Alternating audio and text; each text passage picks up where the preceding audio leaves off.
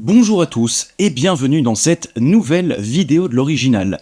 Vidéo tournée un tout petit peu à la hâte pour une raison évidente, c'est que la nouvelle dont je m'apprête à vous parler dans cette vidéo m'est tombée sur le coin de la gueule de manière complètement inopinée.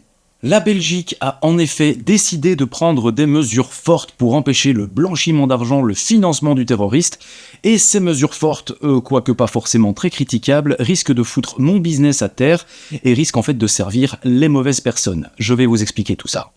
Évidemment, pour les plus observateurs d'entre vous ou les plus fidèles de la chaîne, vous aurez vu qu'on a changé de décor. Je me suis entiché d'une belle peinture bleu canard avec des cadres dorés dans lequel je peux placer différents éléments en fonction du contexte de chacune des vidéos. Et celle-ci, je trouve qu'elle se prêtait très bien à 3 éléments que j'ai mis dans le décor. Un petit livre, Essai sur la criminalité financière, qui a été écrit par un ancien juge du parquet financier.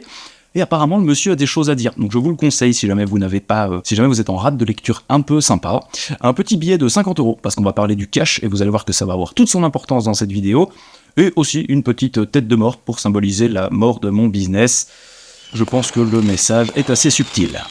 Je tourne donc cette vidéo en réaction à un article de loi qui est paru en date du 1er avril 2024. Et putain, c'était pas un poisson. Pourtant, je vous promets que j'y ai cru. Alors forcément, si vous connaissez le thème de ma chaîne, vous savez que j'y parle de bijouterie, de matières précieuses, et que j'essaye d'englober ça de la manière la plus cool possible et la plus digeste possible. Cette vidéo va peut-être être un tout petit peu moins digeste que d'habitude, mais vous allez voir que son caractère informatif, à mon avis, risque d'en intéresser plus d'un parmi vous. Remontons quelques années en arrière, il y a de cela quasiment 15 ans. Nous sommes avant 2012, et à cette époque, la Belgique autorise les transactions en liquide pour l'achat des métaux précieux. La Belgique autorise ces transactions en liquide d'un professionnel comme moi à un particulier comme la plupart d'entre vous jusqu'à 10 000 € en espèces. Le client a donc le choix de choisir un paiement en cash ou alors un paiement en virement bancaire. Au-delà des fameux 10 000 €, la somme d'argent est obligatoirement versée sur un compte en banque avec une possibilité de régler 10% de la somme en espèces envers le client. Comprenez par là que si vous vendez une somme qui est supérieure à 10 000 €, par exemple 100 000 € d'or, si vous êtes vraiment très riche ou vous avez beaucoup de métal, vous avez le droit de recevoir 10% de la somme en cash, c'est-à-dire 10 000 € et 90 000 ou 90 000 € sur votre compte en banque. Sous les 10 000 €, par exemple pour une transaction qui avoisine les 7 000 €, vous êtes en droit de recevoir l'intégralité de la somme en espèces, à vous les petits billets mauves. Alors avant d'aller plus loin sur cette fameuse loi, il faut que je vous parle d'une technique fiscale couramment utilisée que l'on appelle le saucissonnage. Lorsqu'une transaction est faite en espèces, vous êtes tenu d'avoir un petit document, comme moi je l'ai fait, voilà. Ceci, un papier d'achat qui va aller directement dans ce que l'on appelle le livre de police. Le livre de police me sert simplement à tracer mon argent pour savoir ce que j'en fais et être sûr que je ne finance pas des organisations terroristes très sympas comme Daesh ou l'État islamique ou que sais-je. Un client qui est désireux de vendre son or et qui en possède par exemple beaucoup est tout à fait libre de venir vendre à différents jours de la semaine. Je ferai donc par exemple un papier par jour pour aller jusqu'à 70 000 € en espèces payables au client. Sauf que si je suis un acheteur peu scrupuleux, ce que je peux faire, c'est dire à mon client, écoutez, signez-moi les 7 documents, je les décale à différents jours de la semaine et je vous donne l'intégralité de la somme en cash aujourd'hui. Et ceci nous amène à un évident problème, c'est que les transactions en espèces n'ont à ce moment-là plus de limite à partir du moment où vous êtes prêt à faire un petit peu de paperasse supplémentaire et de ne pas être trop regardant sur la demande de votre client. Suite à une grosse affaire dans le milieu du rachat et de la vente de métaux précieux en Belgique, l'affaire Tony Goods, sur laquelle je vous ai promis un podcast qui arrive, bien entendu, je vais travailler dessus, et vous inquiétez pas, quand il va sortir, il va être aux petits oignons. Donc suite à la merde qu'a fait cette société sur le marché, et pour avoir été client chez eux, je peux vous dire que ça a été un putain de cataclysme en Belgique, ils ont décidé de faire du saucissonnage à tout va, pour des sommes qui étaient parfois vraiment astronomiques. On parle de certaines personnes qui repartaient de là avec des 200, 300, 400 000 € en espèces, payés sur une seule journée, avec 20, 30 ou 40 documents étalés sur différents jours. Et là vous allez vous dire, ouais mais Yann, les sommes dont tu parles là, elles sont vraiment énormes. Effectivement c'est vrai, mais justement ça permet à des gens, souvent mal intentionnés, souvent en possession de beaucoup d'or, soit des gens qui font du recel, des gens qui font du vol, des gens qui font du financement de terrorisme ou d'organisation criminelle, de pouvoir récupérer une abominable somme de cash de la manière la plus clean possible, et à l'époque, il n'était pas nécessaire sur les bordereaux de moins de 10 000 € de prendre l'identité de votre client. Je pense que vous voyez où est le problème. Je n'ai plus les dates précises en tête, mais il me semble que sur le coup de 2012-2013, suite à cette fameuse histoire Tony Goods dont je vous parlerai plus tard, ces limites ont été descendues à 3 000 € payables en espèces. Ce qui reste malgré tout une belle somme, me direz-vous, mais malgré tout ça a quand même foutu un petit peu la merde dans tous les racheteurs d'or belges. Et vous allez vous dire, oui, mais pourquoi est-ce que tu parles que de la Belgique? Puisqu'en fait, finalement, on peut vendre son or un petit peu où on veut. Oui, sauf qu'en France, vous avez cette fameuse taxe des 13,5%, et que les limites de cash en France étaient déjà beaucoup moins élevées. Et la France est beaucoup plus grosse que la Belgique, et finalement, elle est pas très très loin. Donc la Belgique accueille une pléthore de clients français, mais pas que, des clients des pays de l'Est avec parfois des intentions pas terribles, et des clients d'autres pays de l'Union Européenne ou même parfois d'ailleurs, où les régulations en cash sont trop limitantes. Vous allez me dire qu'avec 3 000 € en paiement sur une transaction en liquide, il y a encore de quoi faire, et il y a encore certainement de quoi faire du saucissonnage et du blanchiment. Tout à fait. C'est sans compter sur le fait que la loi a rechangé en 2018, parce qu'entre 2012 et 2018, il y a eu des événements qui ont traumatisé l'Europe, je veux parler des attentats, et si votre mémoire est bonne, il y en a eu à Bruxelles, il y en a eu à Paris, il y en a eu en Espagne, il y en a eu en Italie, il y en a eu à peu près partout. Un homme armé ouvre le feu en plein cœur de Strasbourg. Un homme vient d'abattre 2 policières dans cette grande artère du centre de Liège. Il est environ 17h à Barcelone, lorsqu'une camionnette fonce en direction d'une foule sur l'avenue Las Ramblas. Suite à ces attentats, les enquêtes ont révélé que les terroristes parfois se finançaient avec du rachat de métaux. Parce qu'en fait, finalement, tout ça n'est qu'un réseau.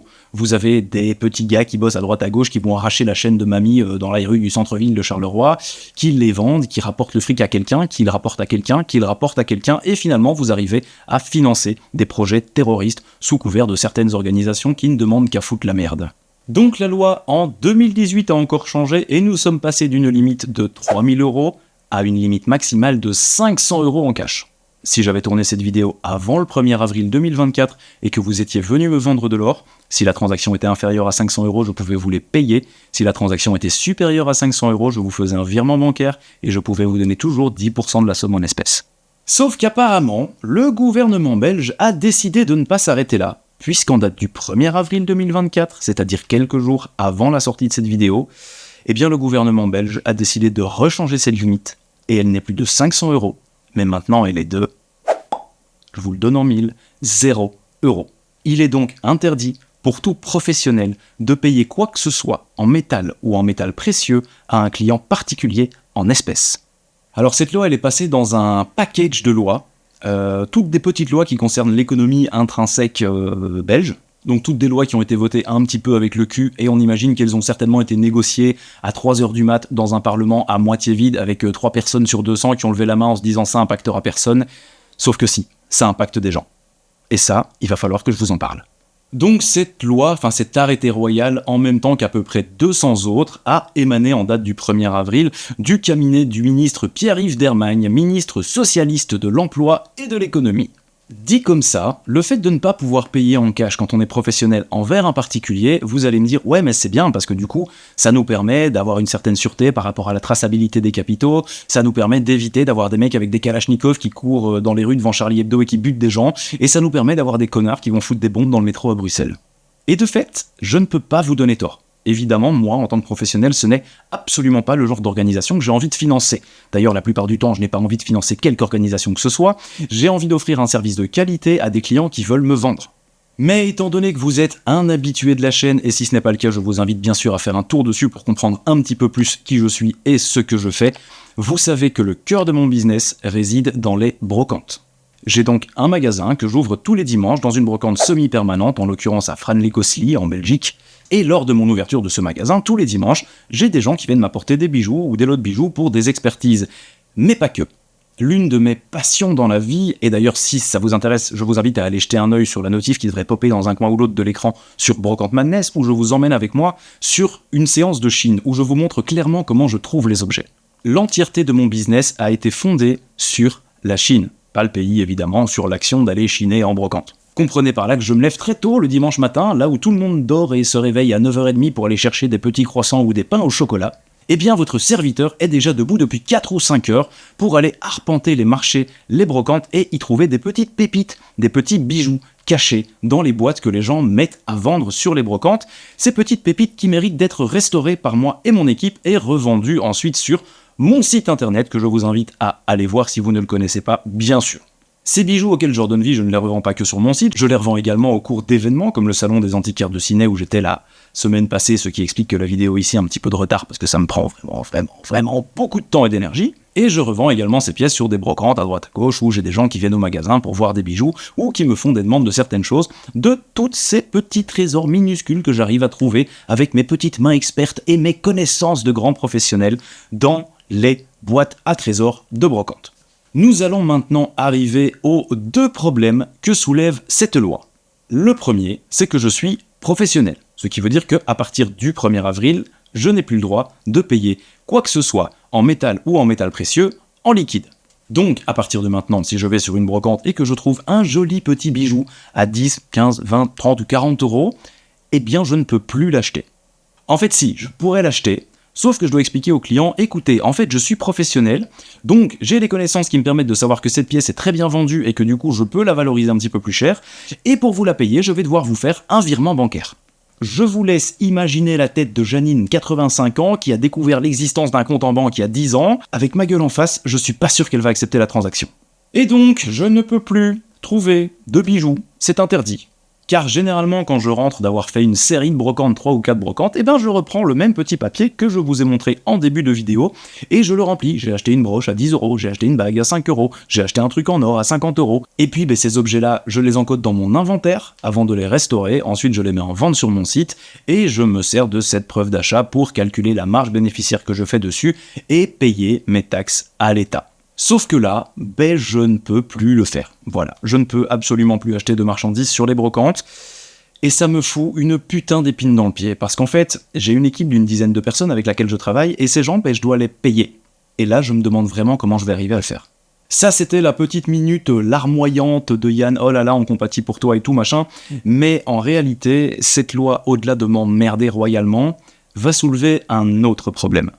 En tant que professionnel, soucieux de l'équilibre de mon business et surtout soucieux de ne pas financer des sombres fils de p qui font péter des bombes à droite à gauche, j'assure une traçabilité de tout ce que j'achète. C'est-à-dire que sur chacun des documents d'achat que je fais, j'ai l'identité de mon client, un détail complet de ce que je lui achète, et c'est un bon filtre. C'est-à-dire que quand j'ai quelqu'un d'un petit peu louche qui vient, qui me dit « Oui, est-ce que tu achètes de l'or, machin, etc. » J'achète de l'or, mais je paye en virement bancaire, je paye avec la carte d'identité, je remplis un document que tu vas devoir me signer pour être sûr que tu sois pas un sombre de terroriste.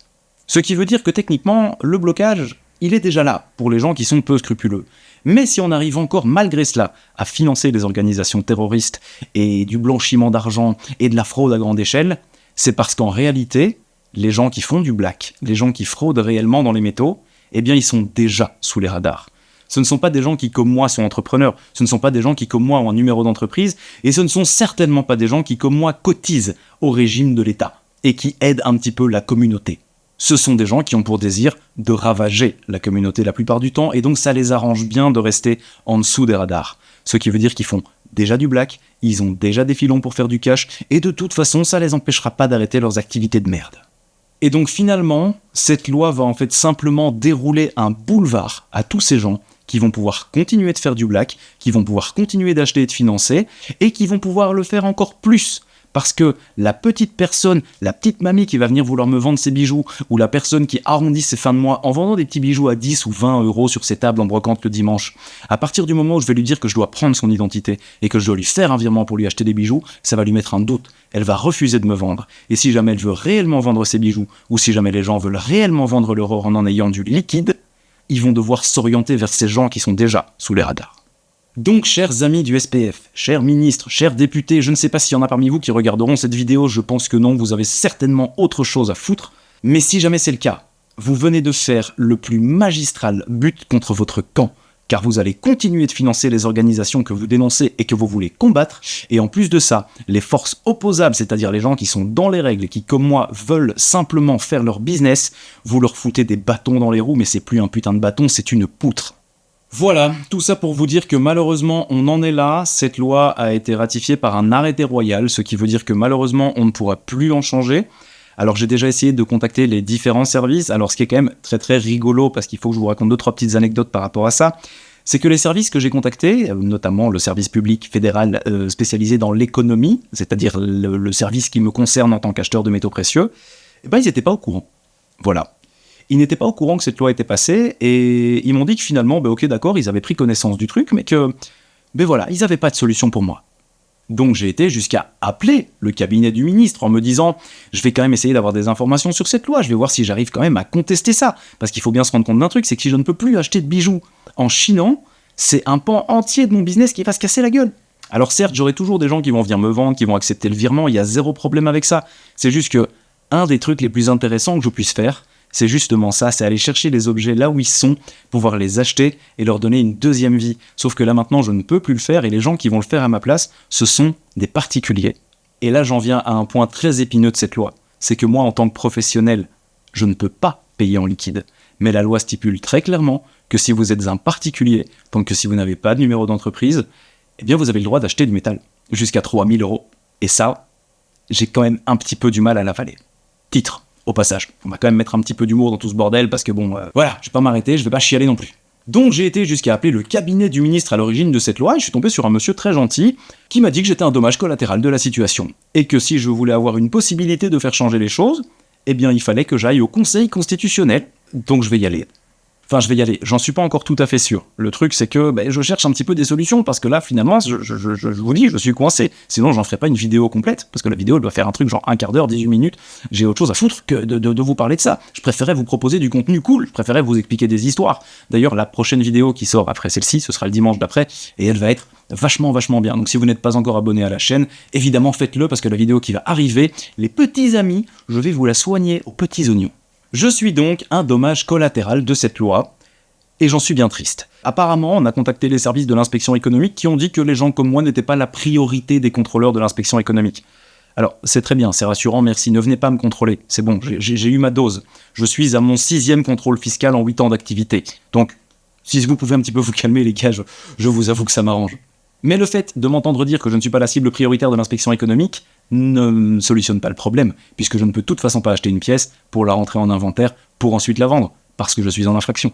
Par contre, les gens qui sont au chômage et qui se décident à faire une activité au noir et qui vont aller payer jusqu'à 3 000 € en espèces et qui vont remettre ça en vente sur Marketplace, là, il y a zéro problème. Allez-y les amis, lâchez-vous.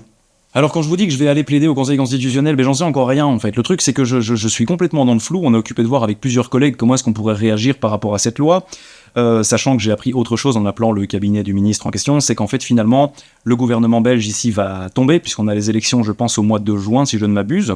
Et donc le gouvernement au complet va être remanié, les ministres vont être changés, mais le temps que tout ça s'installe, pour qu'on puisse faire remodifier cette loi, il faut entre 1 an et 1 an et demi. Sauf que 1 an à 1 an et demi, je vous avoue que c'est suffisant pour se casser la gueule et faire une faillite. Alors je ne le ferai probablement pas faillite, parce que j'ai d'autres ressources, etc. Mais ça va quand même solidement, je vous l'ai dit, entacher mon business. Après tout, je vais pas vous le répéter pendant des vingtaines de fois, je pense que vous avez compris le message. Donc, prochainement sur mes réseaux, sur ma page Facebook, sur mon compte Instagram, éventuellement sur ma chaîne YouTube, je ferai probablement appel à vous. Je vais quand même essayer, malgré tout, je pense, j'en suis pas encore certain, mais de monter une pétition et de faire bouger les choses. Ne serait-ce que pour essayer de défendre ma petite part de marché, quoi, bordel de merde. Parce qu'au-delà du fait que ça m'impacte directement, et que ça va impacter directement pas mal de gens qui sont dans le même domaine que moi, celui de la brocante et de la seconde main, qui a quand même, soit dit en passant, pris 1 an et demi d'interdiction pendant vos confinements de Covid à la con, là. Je pense qu'on avait quand même suffisamment ramassé pour en plus aller nous mettre ça dans la gueule.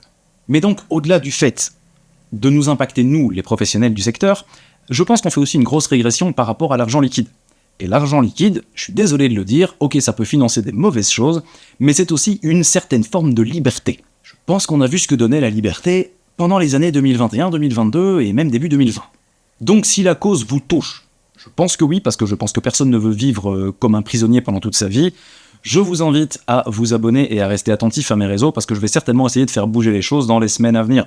J'en ai pas encore la certitude, mais si je vois une porte ouverte, je vais certainement aller dedans, parce que en fait j'ai pas envie de baisser les bras, parce qu'une fois de plus, je me retrouve emmerdé à cause de gens qui cassent les couilles de tout le monde en fait. Je vous remercie d'avoir regardé cette vidéo jusqu'au bout. Si vous êtes encore là, c'est encore mieux. Je sais que c'était un petit peu plus décousu que d'habitude. Évidemment, j'ai aucun script. Le truc, je l'ai pas écrit, je l'ai pondu comme ça en impro total. Si cette vidéo vous a plu ou si vous êtes professionnel du secteur, n'hésitez pas à la partager pour répandre ce message autour de vous. Je pense qu'il est très important. N'hésitez pas à me donner aussi votre point de vue dans les commentaires, parce que je vous avoue que là je parle de moi, mais je n'ai pas le ressenti global des gens autour. Donc si vous la voyez, mettez-moi en commentaire ce que vous pensez de tout ça, et voilà, et versez pas dans le truc complotiste du genre ouais ils vont tout contrôler, bazar, voilà, on voit tous plus ou moins où ça va, mais... Donc qu'est-ce que vous pensez de ces pas en avant vers, je pense, une espèce d'abolition du cash, parce que dernier petit point intéressant, quand j'ai eu le monsieur du cabinet du ministre au téléphone, il m'a quand même dit quelque chose qui m'a un tout petit peu choqué. Il m'a dit oui, mais il faut quand même bien se rendre compte que on a quand même lutté pour que... parce qu'en Belgique, vous êtes obligé d'avoir les deux modes de paiement. Le paiement par carte et le paiement par cash dans un magasin. Ce qui veut dire qu'un magasin ne peut pas vous refuser un paiement en espèces. Et donc il me dit oui, mais on a quand même pas mal négocié avec... et puis là, il y a un petit un peu trop long, pour qu'on puisse garder le paiement en liquide, et puis aussi qu'on puisse garder des distributeurs de billets de banque un petit peu partout, parce que bon, normalement, il devait pas y en avoir autant, mais on s'est arrangé pour qu'il y en ait beaucoup.